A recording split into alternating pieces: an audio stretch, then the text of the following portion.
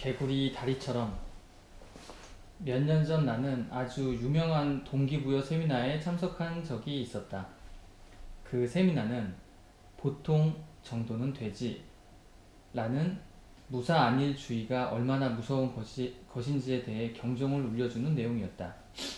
팔팔 끓는 물에 개구리를 집어넣으면 개구리가 파닥파닥거리며 뜨거운 물에서 뛰쳐나오지만 상온에서 똑같은 온도의 물에 개구리를 집어넣고 서서히 온도를 높이면 개구리는 온도 변화를 실감하지 못하고 죽음을 맞는다는 것이다. 서서히 일어나는 변화는 개구리를 불감증에 걸리게 해서 결국 자신의 목숨이 위태로운 것도 잊게 한다는 것이다. 어쩌면 우리는 자신도 모르는 사이 매일매일 조금씩 건강과 탄탄한 몸매 그리고 재산을 잃고 있는지도 모른다. 진부한 표현 같지만 최상의 적은 최악이 아니라 차선이다. 변화에 수반되는 고통. 변화는 고통스럽다. 그래서 기꺼이 변화하려고 하는 사람들이 많지 않다. 현실이 너무 고통스러워 더 이상 변하지 않고는 못 베기는 순간이 오기 전까지 대부분의 사람들이 변화를 거부한다. 돈에 관해서도 마찬가지다. 우리는 오줌에 절은 기저귀를 찬 아기처럼 행동한다. 물론 냄새는 좀 나겠지만 그래도 따뜻해요 라는 식이다. 드디어 발진으로 엉덩이가 따갑게 되어야만 기저귀를 갈아달라고 우는 꼴이다. 부디 앞서 말한 사례와 이 책의 내용을 통해 여러분들이 기꺼이 그동안 머물던 자리를 박차고 일어서기를 바란다. 만약 변화하지 않는다면 똑같은 결과를 반복해서 얻게 될 뿐이다. 그동안 내렸던 수많은 경제적 의사결정의 총합이 바로 당신의 현재 위치임을 직시하자. 만약 당신이 현재에 만족하고 있다면 계속 그 자리에 머물러라. 하지만 당신이 지금 왜 이 책을 읽고 있는지 명심하기 바란다. 당신의 마음속 저 깊숙한 곳에는 SC와 마찬가지로 최후의 순간까지 부인하고 있다가 마침내 현실이 되고 말았던 두려움이 도사리고 있기 때문이 아닌가. 개혁을 미루다 더 큰 고통을 겪게 되기 전에 현재의 위치에 안주하고 싶은 유혹을 떨쳐버리고 변화의 고통을 선택하자. 심장 발작을 일으킨 후에야 비로소 과체중을 줄이기 위해 운동을 시작하는 어리석음을 범하지 말자. 지금 당장 가정경제의 당분과 지방을 줄이고 운동화 끈을 메고 일어서자. 앞서 말한 SC의 경우는 경제적 심장 발작을 크게 일으킨 후 비로소 경제적 건강을 위한 체력 훈련에 들어갔고 다행히 큰 개선을 이루었다. SC의 해고는 현실 부정의 마지막 종소리였던 것이다. 1년 동안 고전한 끝에 SC는 새로운 직장을 찾을 수 있었고 통장에 월급이 들어오면서 그들은 비로소 이 책의 내용을 진지하게 실천하기 시작했다. 이제 월급 봉투는 밀린 부채를 갚기 위한 밑빠진 독에 물붓기가 아니라 사전에 치밀한 예산대로 편성되는 반가운 샘물이 된 것이다. 그들은 경제적 군사를 빼고 탄탄한 경제 근육을 다지게 되었다. 속성으로 이룰 수 있는 과정은 결코 아니었지만 시간과 함께 견뎌온 그들의 인내심을 통해 현재는 진정한 알부자가 되어가고 있다. 내가 SC 부부를 만난 시점은 그들이 이 책의 내용을 실천한 지 만 2년 정도 되었을 때였다. 주택자금 대출을 제외하고는 빚이 하나도 없는 상태였고 12,000달러의 긴급 자금을 저축해 놓은 상태였다. 이전에는 자신들이 얼마나 잘 나가는지 보여주기 위해 친구와 가족들을 의식한 소비 행위를 했지만 현실 부정의 대가를 호되게 치른 그들은 이전과는 다른 삶을 살고 있었다.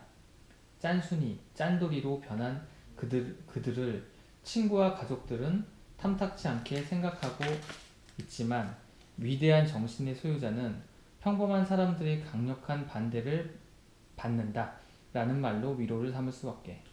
이전의 삶이 빛 좋은 개살구였다는 것을 깨달은 그들은 더 이상 평범한 사람이 되기를 거부한다. 전에는 제가 정말 잘 나가고 있는 줄 알았어요. 신용카드 사들이 모두 저에게 신용카드를 내주려고 하는 것을 보고 마음이 뿌듯했죠. 그만큼 저의 경제력이 받쳐준다고 생각했거든요. 또 저는 매달 신용카드 대금을 결제했고요. 매달 결제만 무난히 할 수 있으면 자동차건 가구건 척척 살 수 있는 경제적 여력이 있다고 착각했던 거죠. 그들은 경제적 분살이 더덕더덕 붙은 사람들이 쓰는 현실 부정적 표현에 이제 야유를 보낸다. S부부는 2번 다시 실직 당하지 않는 게 희망이라고 했지만 설사 실직을 당한다 하더라도 이제는 만반의 준비가 되어 있다고 고백했다. 이제 더 이상 스스로를 기만하며 살지 않기로 했어요. 우리는 현재의 위치를 알고 있고 어디로 향하고 있는지도 잘 알고 있거든요. 또 어떻게 하면 목표하는 곳에 도달하는지도 알고 있어요. 라며 대화를 마무리했다. 그들은 내게 감사하다며 선물을 하려고 했지만 그들이 성공 사례는 이미 나에게 가장 큰 선물이었다.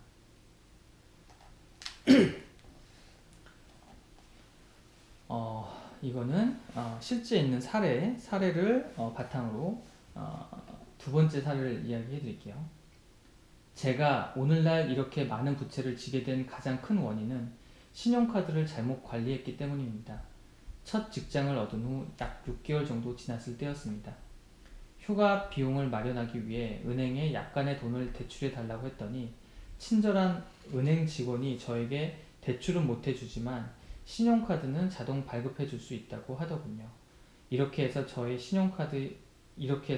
신용카드의 세계에 발을 들여놓게 되었습니다. 물론 카드 한도는 제가 필요했던 액수보다 훨씬 높았습니다. 하지만 얼마 안 돼 최대 한도까지 신용카드를 긁어대는 제 모습을 발견할 수 있었습니다. 다행히도 은행에서 카드 한도를 늘려주었고 결국 현금 인출 한도가 더 높아졌습니다. 또한 나는 우수 고객인데다 리볼빙 카드를 소지하고 있었기 때문에 카드를 쓰고 한참 뒤에 결제를 해도 되었습니다. 물론 그 기간 동안 이자가 22% 이율로 늘어나고 있다는 것은 생각지도 못했죠. 저는 신용카드가 많으면 많을수록 저의 위상이 당당해진다고 생각했습니다. 끊임없이 많은 수익 카드를 발급받을 수 있었습니다. 하지만 어느덧 신용카드 대금 막는 것이 버거워지기 시작했습니다. 마침 그때 가입 초기에 낮은 이자율을 적용해주는 카드들이 출시되기 시작하였고 깨알같이 쓴 약관을 잘 읽어보지 않은 저에게 그것은 매력적인 상품이었습니다. 그래서 서슴지 않고 카드를 발급받았습니다. 그렇게 해서 저의 신용카드 부채는 약 3만 달러 수준이 되었고 기본적인 식비, 임대료를 카드로 사야 함은 물론 이 회사 카드 대금을 저 회사 카드로 막는 지경에까지 이르렀습니다. 그러던 차에 돈의 주인이 되기 위한 걸음마 공식을 알게 되었고 조용히 앉아 계산기를 두들겨 보니 제가 아무것도 사지 않고 카드 대금만 막는데 무려 22년이 걸린다는 것을 알게 되었습니다. 그것은 내게 크나큰 충격과 상처를 남겼지만 지금부터라도 저는 걸음마 공식을 성실히 실천해 나갈 것입니다. 부디 이 글을 읽는 분들은 제발 신용카드로부터 멀리 떨어져 사시기를 바랍니다. 아주 현실적인 이야기입니다. 두 번째 이야기는 여기까지 하고요. 또 세 번째 챕터 다음에 또 들려드리겠습니다. 안녕.